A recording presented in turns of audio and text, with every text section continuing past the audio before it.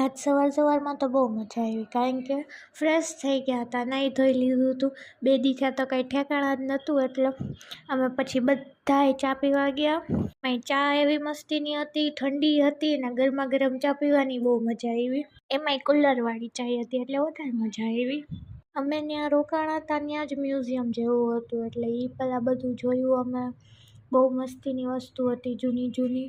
ત્યાં અમે મહેલમાં રહ્યા હતા ને, આખું મહેલામાં શોપીસમાં દેખાડ્યું હતું. બહુ મજા આવી જોવાની. તો પછી ત્યાંથી અમે બીજા 3-4 મંદિરે ગયા. અમારા આયમાના જેટલા મંદિર હતા એ બધે ગયા. બસ પછી પપ્પાએ તો કાલની જેમ ડાયરેક્ટ અમે સૂઈ ગયા હતા ને, તો એને તો ડાયરેક્ટ આબુ જ લઈ લીધું.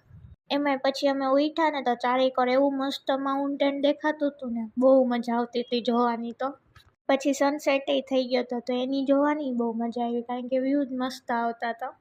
પછી અમે ઊભા રહ્યા, કારણ કે ટ્રાવેલિંગ બહુ બધું થઈ ગયું હતું. એટલે પછી આઈસ્ક્રીમ ખાધો, ઠંડીમાં ઠંડી આઈસ્ક્રીમ ખાવાની વધારે મજા આવે. એટલે પછી આબુ દર્શન કર્યા. ત્યાંથી તો કોઈ વ્યૂ આવતો હતો, દર્શન કરીને જોયું ને તો બહુ મજા આવતી હતી.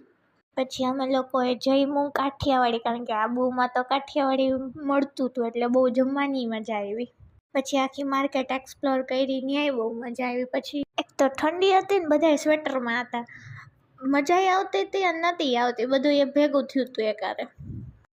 બસ આજ માટે આટલું જ. મળીએ કાલના બીજા મિની વ્લોગમાં. ટાટા, બાય બાય, રાધે રાધે, જય માતાજી.